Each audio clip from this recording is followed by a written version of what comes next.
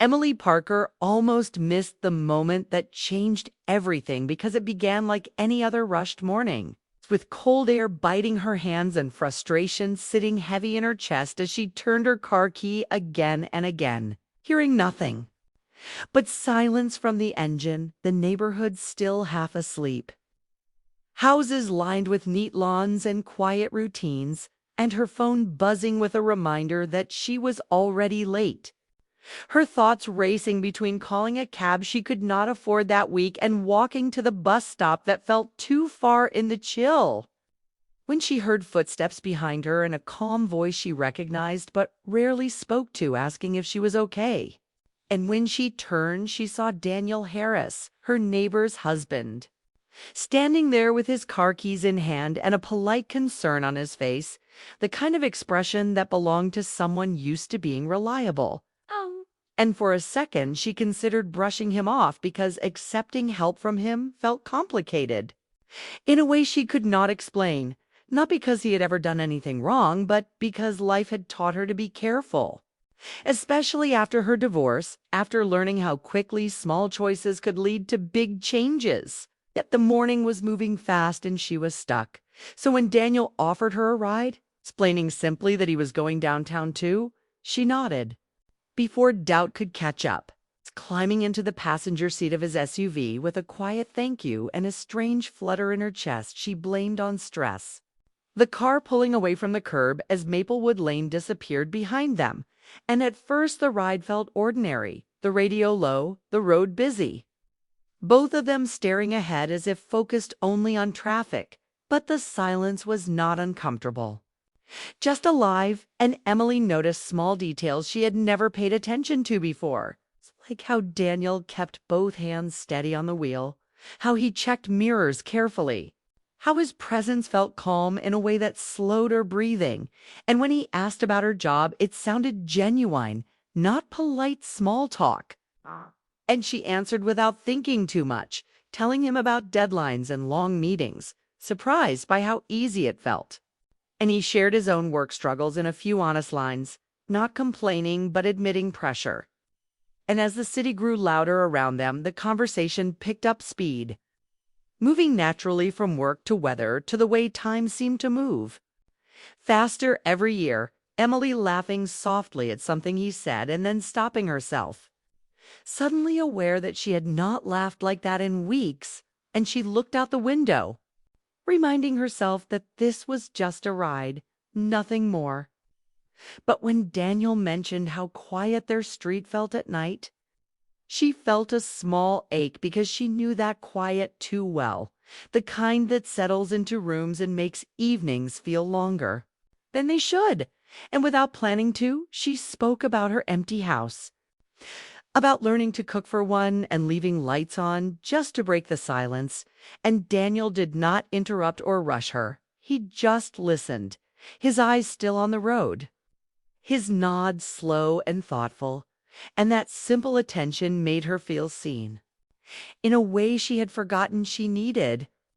And when traffic stopped at a red light and their eyes met briefly, something shifted, not sharply, not dangerously, but enough for Emily to feel it, a spark of awareness that made her heart beat faster, and she looked away quickly, focusing on the light as it turned green. The car moving forward again, the moment passing but not disappearing, and she told herself she was imagining things, that she was just tired, that loneliness could make simple kindness feel bigger than it was. Yet as they neared her office building, she felt a strange mix of relief and disappointment. And when Daniel pulled over and said he was glad he could help, adding casually that she could ask again if she ever needed a ride, his voice gentle and respectful, Emily smiled and thanked him, stepping out of the car with her bag over her shoulder and the city noise rushing back around her, watching him drive away and feeling unsettled by how much space he seemed to leave behind. And as she walked into the building, her thoughts raced ahead of her, replaying the short ride in her mind. Not because anything dramatic had happened, but because something inside her had woken up. A sense that life might still have surprises hidden inside ordinary moments. And she tried to shake it off, diving into work, answering emails, sitting through meetings, but every quiet pause brought her back to the morning, to the choice she almost did not make. And by the time the day ended, she realized that the ride itself was not what mattered. It was the feeling it left behind. The feeling that one small decision, made on a cold morning without much thought, had quietly opened a door she did not know existed. And as Emily stepped back onto the street that evening, she looked down Maplewood Lane in her mind, already sensing that the next time her car failed or the morning felt heavy, things might not feel so simple again. Asterisk, the second ride happened 3 days later, and this time Emily did not pretend it was an accident. Because when her car showed the same silent refusal to start, she already knew who she would call.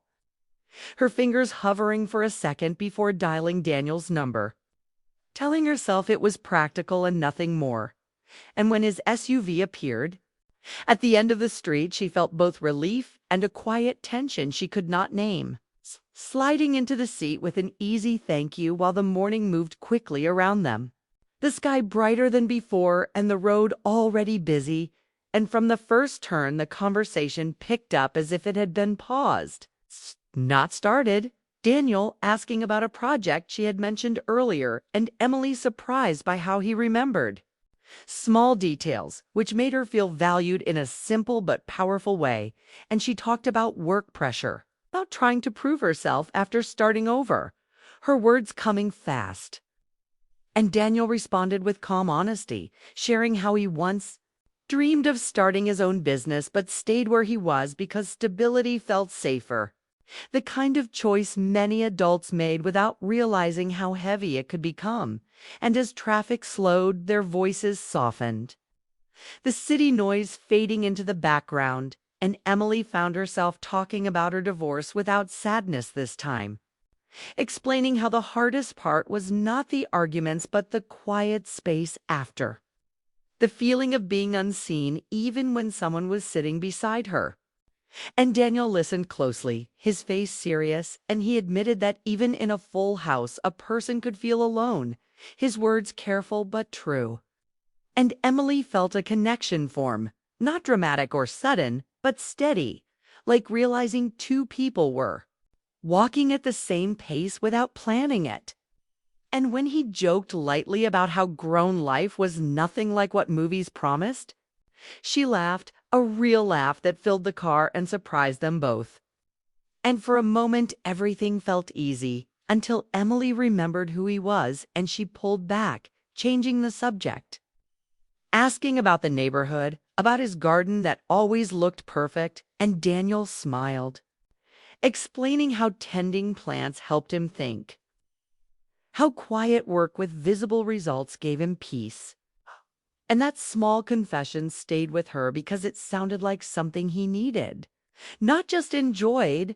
And as they stopped at another red light, Emily noticed how close they were, not physically, but in the way conversation had stripped away layers quickly.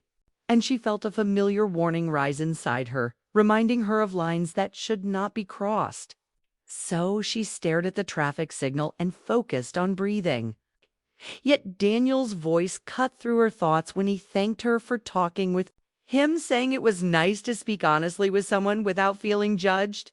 And those words landed deeper than she expected, because honesty had been missing from her life for a long time, and she realized she felt the same way, even if she did not say it out loud. And when they reached her office, she hesitated before opening the door, turning back to him and telling him she appreciated the ride and the conversation. Her tone careful but warm, and Daniel nodded, saying any time, not pressing, not asking for more. And that restraint made the moment stronger because it showed respect. And as Emily stepped out onto the sidewalk, she felt something shift again. Not like a spark this time, but like a slow pull, the kind that built quietly. And she walked into work with her mind racing, noticing how dull her office felt compared to the morning ride, how the walls seemed closer, the hours heavier. And throughout the day, small moments reminded her of Daniel's words. His laugh, the way he had spoken about dreams put on hold. And she wondered how many people around her carried the same weight behind polite smiles. And when the workday ended, she found herself checking her phone without thinking, half expecting a message, half hoping there would not be one. But none came, and that absence made her reflect more than a message would have, because it showed that whatever was forming between them was not rushed or forced. It was patient, waiting in the background of ordinary life. And as Emily walked home that evening, the air cool and the street familiar, she realized that part of her routine had already changed, not in action but in feeling. Because now she moved through her day with a quiet awareness, a sense that connection could appear unexpectedly and feel meaningful without crossing lines. And as she reached her house, she paused on the porch, looking down the street toward Daniel's home, lights glowing softly inside, and she felt both comforted and unsettled by the thought that two people, living separate lives with separate rules, had found a brief shared space inside a simple car ride, a space filled with words that mattered. And she knew that if the rides continued, something would have to shift.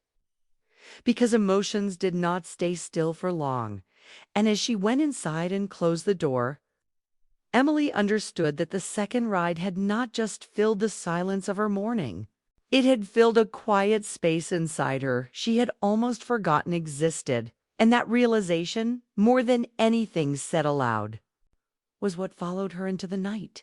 Asterisk, the third part of the story began without a clear starting point. Because by then the rides were no longer rare but carefully spaced moments that fit into Emily's lifelike secrets she did not speak out loud. Mornings when Daniel's SUV stopped near her driveway and they exchanged calm greetings that hid the growing weight beneath them. Their talks moving faster now, skipping small talk and landing straight on thoughts that mattered. Emily sharing how her work felt empty despite success, how achievements without connection felt thin, and Daniel opening up in quiet pieces, explaining how his marriage had slowly turned into shared schedules and polite habits, not anger or blame, just distance that stretched day by day. And Emily listened with a careful heart, aware that understanding him felt good and dangerous at the same time, because every honest word built a bridge she was not sure she should cross. And she noticed changes in herself, how she dressed with a bit more care on mornings she knew she would see him, how she checked her reflection in the car window, then felt guilty for doing so, reminding herself that nothing was supposed to happen, that these rides were only rides, but emotions do not follow rules. And the city around them seemed to rush while their conversations slowed time. Traffic lights turning red as if asking them to pause. Daniel's voice lower when he spoke about feeling unseen in his own home. Emily's chest tightening because she knew that feeling too well, and she responded with honesty, telling him how loneliness could exist even when life looked full from the outside, and that shared truth made the air between them feel heavier, not with desire, but with meaning. And one evening after work, when rain began suddenly and Daniel offered to drive her home instead of the bus she had planned to take, they sat parked outside her house longer than usual, the engine off, the rain tapping softly against the windshield like a quiet reminder of time passing. And Daniel stared ahead as he spoke, saying he did not know when his life became something he endured instead of lived, his words careful, not dramatic, but filled with tired emotion. And Emily felt her heart respond before her mind could stop it, telling him she believed people deserved to feel alive, deserved more than routine and silence. And then she stopped herself, realizing how close her words came to encouragement. She should not give, and she pulled back, saying softly that some paths were complicated and choices carried consequences. And Daniel nodded, understanding clear in his eyes, telling her he respected her boundaries and his own, and that respect made the moment even more intense, because it showed restraint where impulse might have been easier. And as Emily stepped out into the rain, she felt a mix of relief and sadness, knowing she had done the right thing while wishing it felt better. And the following days were filled with tension she carried quietly, noticing Daniel more often around the neighborhood. A wave exchanged from a distance, a brief smile that lingered too long, and she avoided situations that might lead to another ride, telling herself she needed space to think. But space did not quiet her thoughts. And one afternoon she saw Laura, Daniel's wife, working in their garden, smiling politely. Unaware of the conversations that had taken place, and guilt washed over Emily, sharp and sudden, because she never wanted to be part of someone else's pain. And that evening she lay awake, staring at the ceiling, questioning her own heart, wondering when connection had become confusion. And the next morning when Daniel texted asking if she needed a ride, she replied kindly but declined, saying she needed to handle things on her own for a while, and his response was understanding, not pushing, just wishing her a good day, which made her respect him more and hurt a little deeper.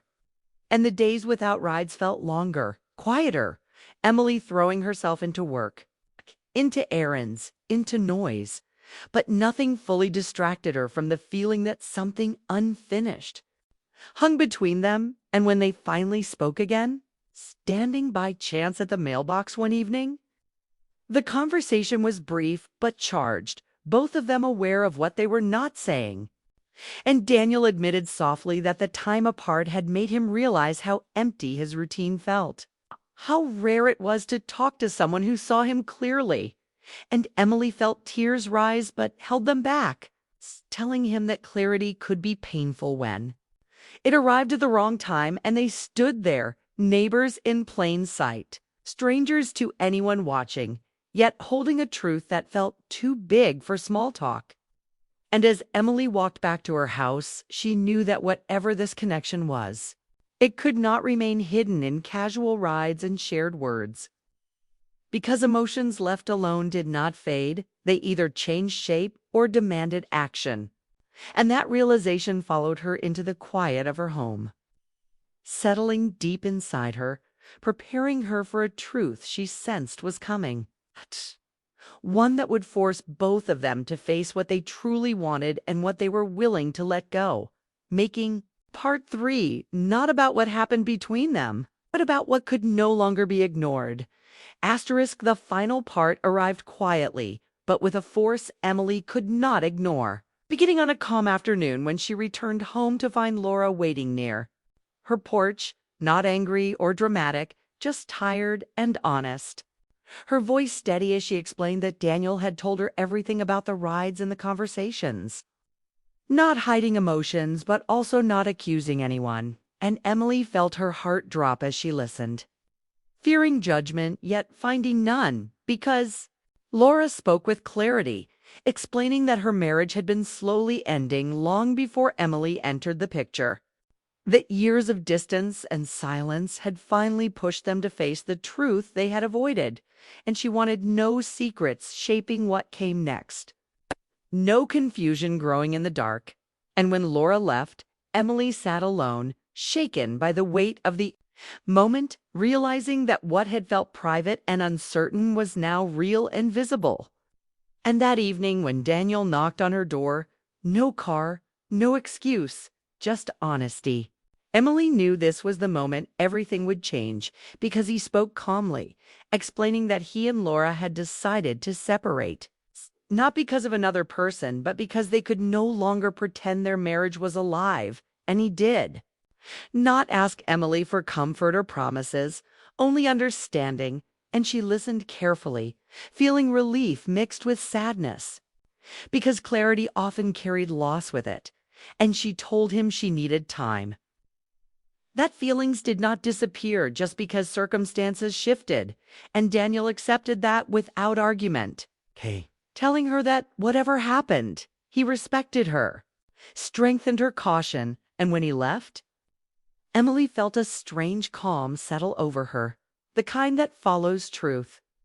and the days that followed were filled with reflection instead of confusion. Emily moving through her routine with a new awareness, no longer hiding her emotions from herself, understanding that what she felt had been real but restrained by values she still believed in. And she focused on rebuilding her own life, repairing her car, taking longer walks, reconnecting with friends, reminding herself that love should arrive without shadows. And weeks later, when she and Daniel met again by chance at a local cafe, the conversation felt different, lighter but honest, to people no longer hiding behind neighborly politeness. And Daniel spoke about finding his own place, about learning to sit with silence instead of running from it. And Emily shared how she was rediscovering parts of herself she had ignored after her divorce. And there was warmth between them, but also space, a shared understanding that timing mattered as much as feeling. And as autumn deepened and the neighborhood changed color, their connection slowly shifted too. No longer built on rides or secrets, but on choice and patience. And when Daniel eventually asked Emily to dinner, not as a neighbor or a married man, but as someone standing fully in his own truth, she said yes without fear, because nothing about it felt rushed or hidden, and the story did not end with grand gestures or dramatic promises, but with two people learning that the most powerful moments often begin quietly, with honesty replacing confusion and courage replacing longing. And as Emily walked home that night under the soft streetlights of Maplewood Lane, she realized that accepting a simple ride had not blown her mind because of romance or shock, but because it reminded her that life could still surprise her in gentle, meaningful ways, leading her not into chaos, but into clarity.